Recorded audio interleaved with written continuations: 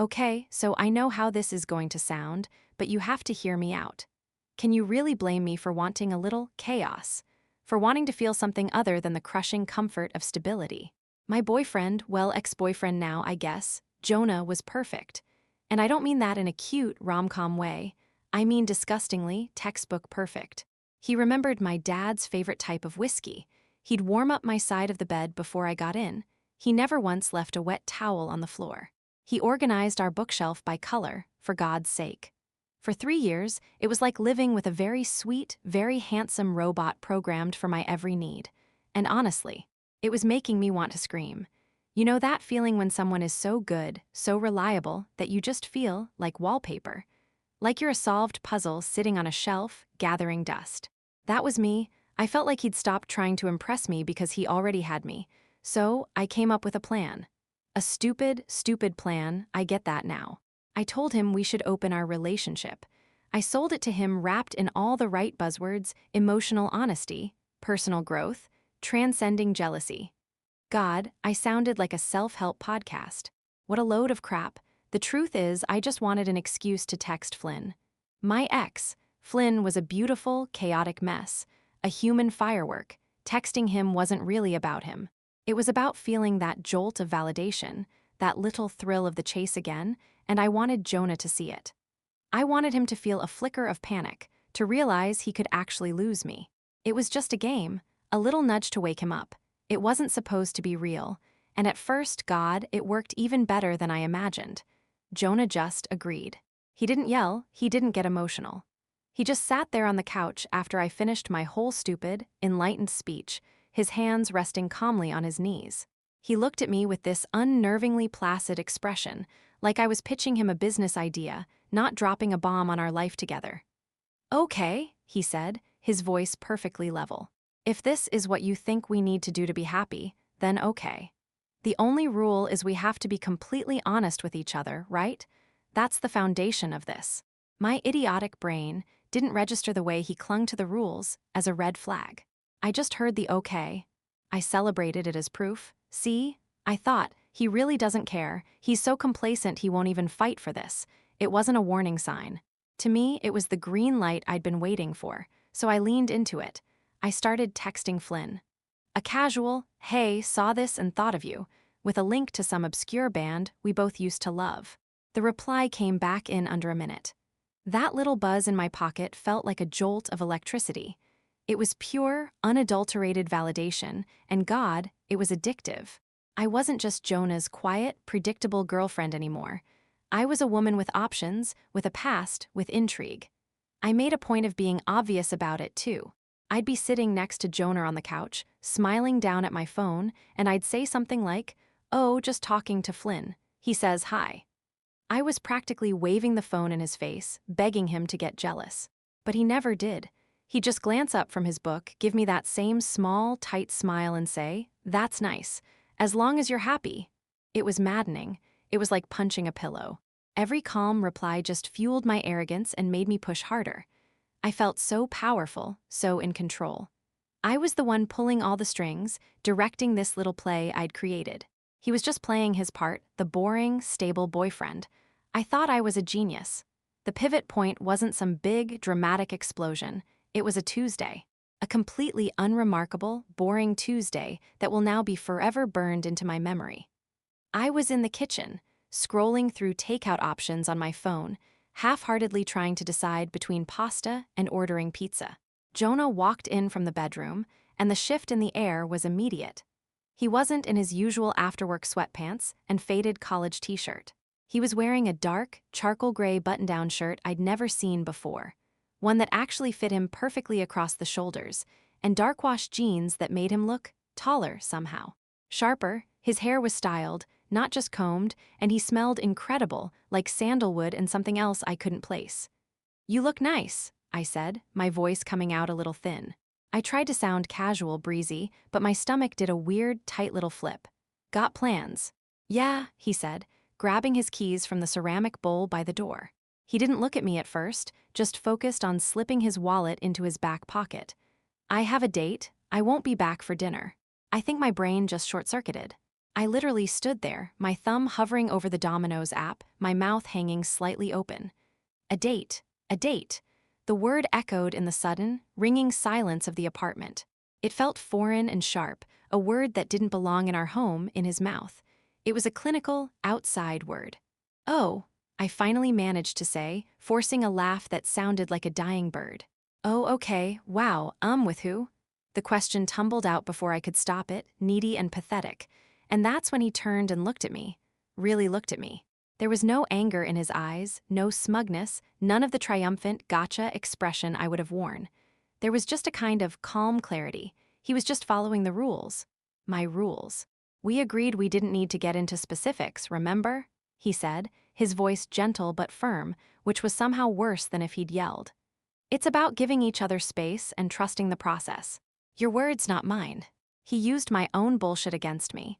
He wasn't being cruel, he was being meticulously, infuriatingly fair. He was adhering to the framework I had so confidently built. He wasn't playing my game anymore. He was playing by the rules I had set, and it turned out I couldn't stand it.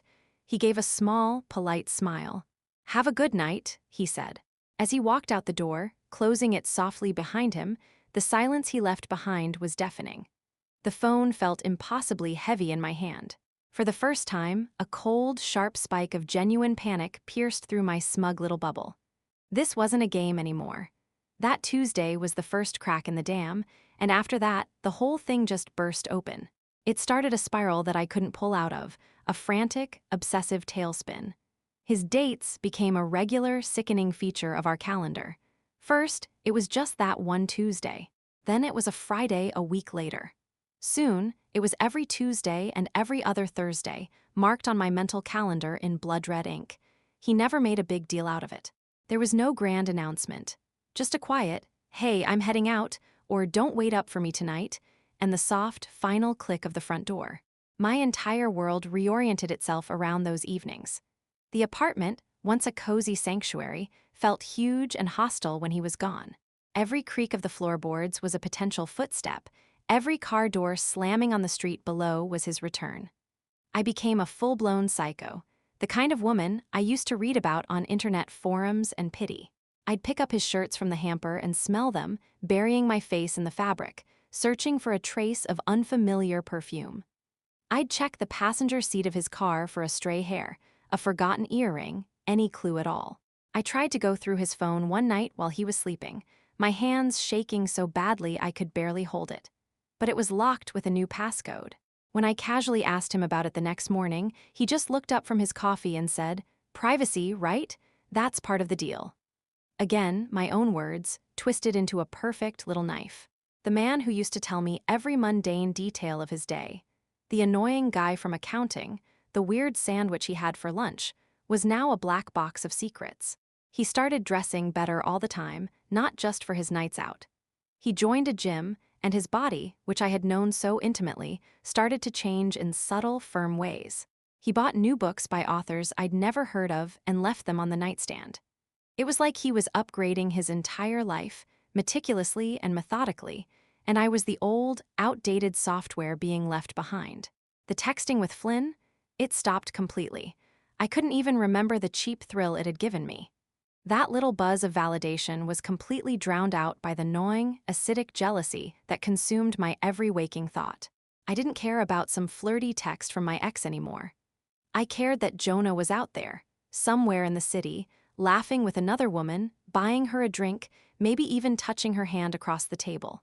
I pictured her face, her hair, her laugh, and I hated her with a ferocity that scared me.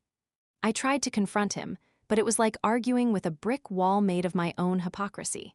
I'd say, "You seem to be going out a lot," and he'd reply calmly, "Is there a limit we were supposed to set?" I'd ask, "Are you happy?"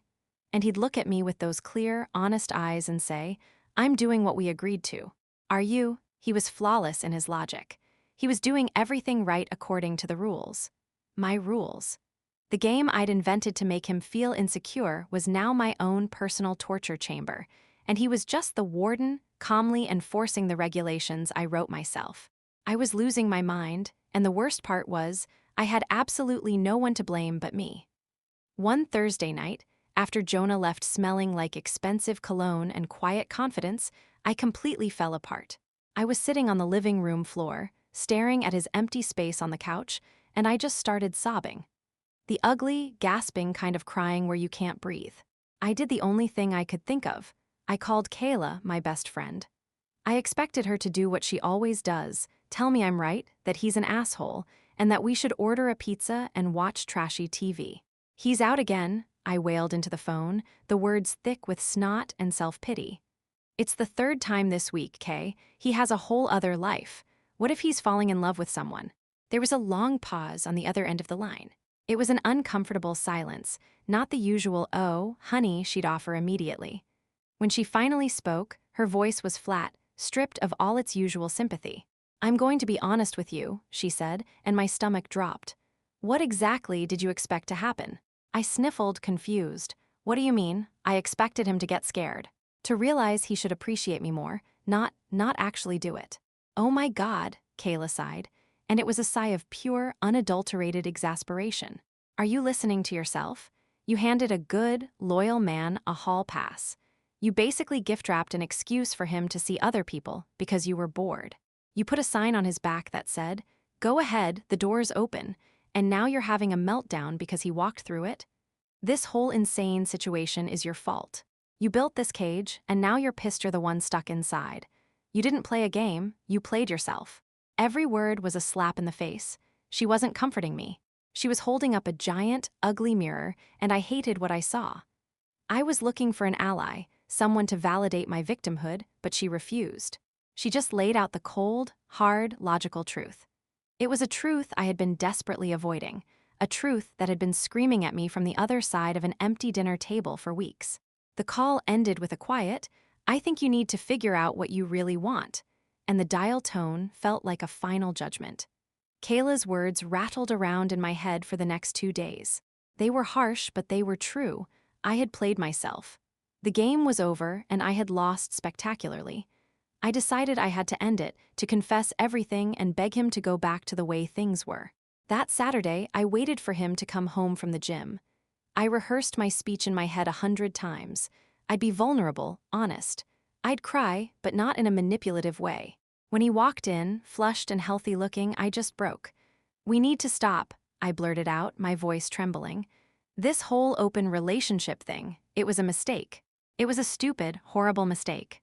He put his gym bag down slowly, his expression unreadable. He just watched me, waiting. "It was never about wanting to be with other people," I continued, the words spilling out in a desperate rush. "It was about you, about us. I felt like you were taking me for granted, and I did it to test you. I wanted to shake things up, to make you see me again. I'm so sorry, Jonah. I don't want this, I just want you." I stood there, heart pounding, expecting, I don't know what I was expecting. Relief, for him to pull me into a hug and say it was all okay. Instead, he was completely still. The look on his face wasn't anger. It was something much worse. It was a deep, profound disappointment, the kind you see when something you treasured has been revealed as a cheap fake. "So," he said, his voice quiet and dangerously calm, "this was never about honesty or growth. This was a game, a test that you set up to manipulate me." He shook his head, a small, sad movement. "I'm not a toy, and our relationship isn't something you get to test for your own entertainment. Trust doesn't work like that. Once you use it as a weapon, it's gone. We can get it back," I pleaded, taking a step toward him. He held up a hand, stopping me. "No," he said, and the finality in that single word was like a physical blow. "We can't. We're done." And just like that, with no shouting, no drama, he walked past me into the bedroom and started pulling a suitcase out of the closet. He was gone within a week.